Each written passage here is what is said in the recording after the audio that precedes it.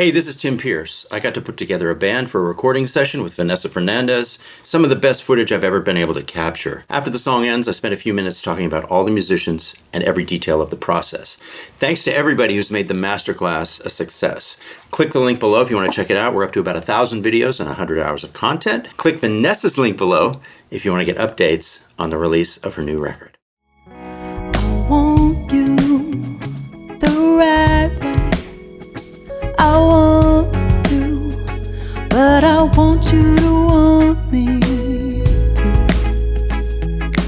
Want you to want me, baby, just like I want you.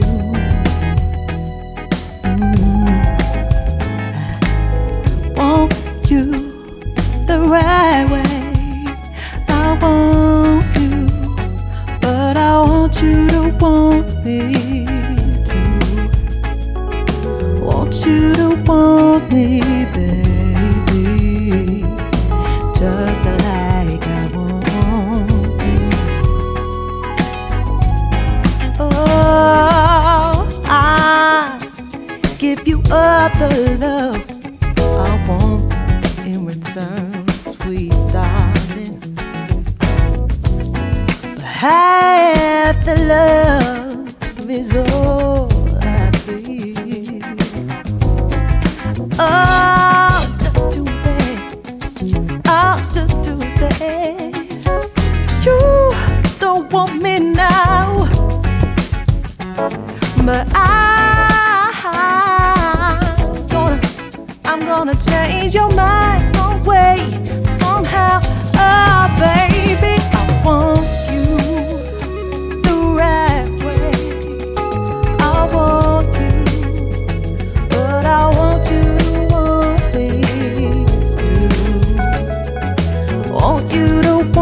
me, baby, just like I want you. Oh, one way love is just a fantasy. Oh, sugar, to share is precious, pure and fair.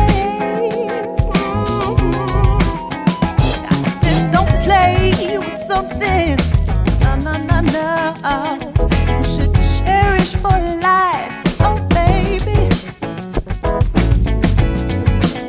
Don't you wanna care, baby? It's lonely out there, yeah.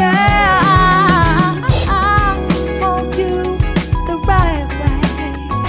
I want you, but I want you to want me too. Want you to want me, baby, just like I want you. Oh, I want you the right way. I want you, but I want you to want me too.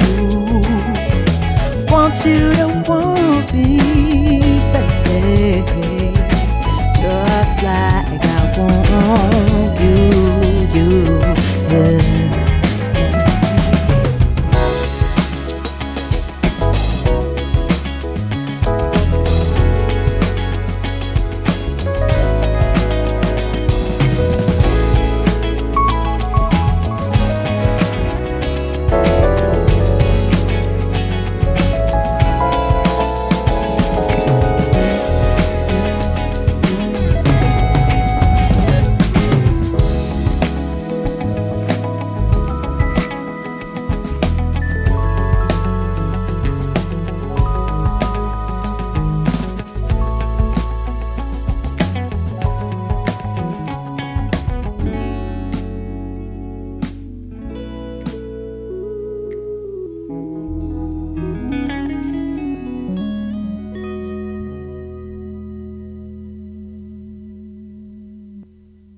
Let's talk about the band. Victor Indrizzo on drums, Macy Gray, Sheryl Crow, Alanis Morissette, those are some of the people he works with. Jeff Babko on keyboards, got Larry Carlton, Jason Mraz, Frank Ocean. Plus, Jeff is on the Jimmy Kimmel Show every day. And we have to take a break when we track with Jeff so he can go do his show and come back. And then Alex Al on bass. Alex is so amazing. He was in Michael Jackson's band at the moment Michael passed away. If you see the film, This Is It, they're rehearsing for this massive world tour. And Alex is just killing it on stage. Now let's talk about the sound. Mike Ross is an engineer's engineer. He does everybody from Christina Aguilera to jazz guitarist Anthony Wilson. He can go into any studio, set up the microphones, and get the best sound you can imagine. And that's what he did here, because we were on analog tape. So actually, we only did 2 takes per song generally. And I can tell you the first take we did on this song, and on most of them, sounded pretty much like the second take. It went down really, really quickly, and you can hear, just listen to the bottom end on the toms, listen to how fat the bass sounds, listen to how beautiful the keyboard sounds, listen to Vanessa's voice. Everything is just as good as it can possibly be. And then the producer, Ying Tan. Ying has spent his entire life making vinyl records, and this is going to be a vinyl record. One of the best things about working in Los Angeles for the last 35 years is that I get to work with people from all over the globe, and that continues. Ying and Vanessa are from Singapore, and Ying had a company where he would license all the artists all over the world and make vinyl records and sell them all over the world. So he was into vinyl when it was not fashionable, and now that's all he does. He makes audiophile vinyl records. And now finally a few words about Vanessa. She is a rare artist for me in that her vocal pocket is as steady as any of the musicians I work with. Listen to this take. This is a live take. There's no vocal tuning. There's nothing fixed. This is just how she sings. And like I said, it's our second time through. We did not rehearse. We played the song twice. But this is how she sings. It's just who she is. And it's really phenomenal. This is my 3rd record with her, and I can't wait to do the next one. The studio is United Studios. A few weeks ago, I did a video at East West. These 2 studios were owned by United Western. They were part of one business for years. And then they became Ocean Way for years. And then Alan Sides sold one of them, and then it was Cello and Ocean Way. And now it's East West and United.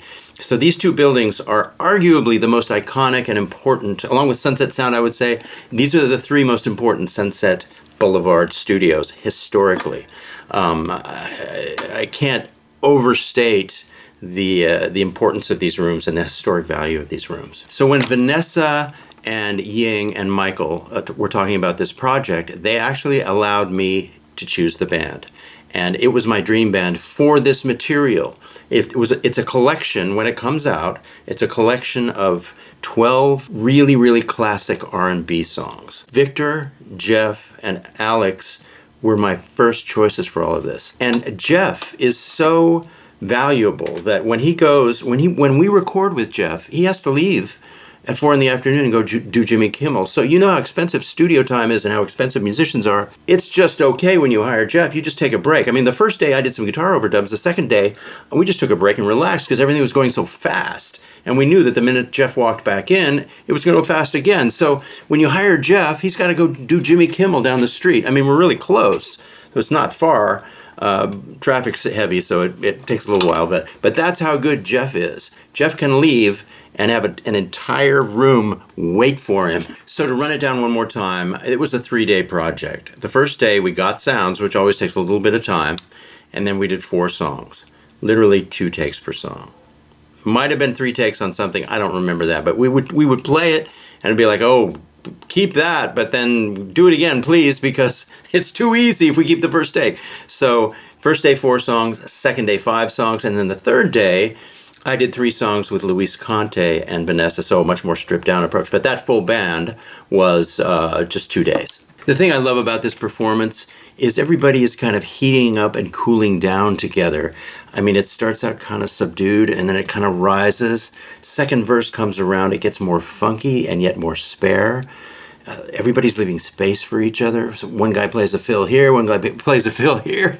It's just, and then Victor, I don't know how he gets so many different patterns out of that drum kit. And then Alex with the K bass, it's like an unusual choice, but it sounds really fat. If I close my eyes, it sounds like a synth at times or something. And Alex is melodic. He's almost like he's singing along with her. And then Jeff is totally free, and I encouraged him to do this to do chord substitutions constantly, because I'm playing very simple, small 1 and 2 and 3 note chords, 1 note parts and like 2 and 3 note chords. And so he can really do all kinds of crazy substitutions, and I just try and stay out of the way. I mean, I can't even name the chords that Jeff is doing, but they're some of my favorite chords that I've heard on records for decades. And you catch that moment when the camera's on Jeff and he's playing the Rhodes part. He hits the sustain pedal, then he comes up to the mini Moog, plays the riff, and then drops back down just in time to play the new chord change. It's like, that's the kind of thing that makes a great musician. Now let's talk about Vanessa. She's constantly syncopating and changing the phrases. She's improvising constantly. This is a Marvin Gaye song from 1976, and she keeps changing the melody, so it never gets old, and it's very free the whole time. She also is pushing really hard sometimes. She's very breathy and whispering sometimes, like total control over what she wants to do. Also, it's perfectly in tune 100% of the time. It sounds totally in tune, and that's just live. That's just the way she sings. Listen, if you can, one more time to any point in the song for 30 seconds, and check out Vanessa's vocal pocket. Check out the way she places everything. The pocket of all these musicians is their greatest strength, and she's just as good as all of them. You can turn her up loud in the phones because she enhances everybody's feel. That's why these guys are coming up with such great stuff. It's because they're listening to her and they're inspired. So a couple of more things. There was one overdub after the track. Jeff did the high string part, and I did the second guitar part on the Stratocaster. And then that's pretty much it. It's just an analog recording. I used a custom amp made by a friend of mine, John Brunick, the Brunick T18. It's just a little 18-watt amp that sounded great for this R&B stuff. Vanessa's record will be coming out soon. Like I said, click the link below if you want to get on the email list and get updates on when her record's going to come out. It'll be a few months, but it'll be worth waiting for.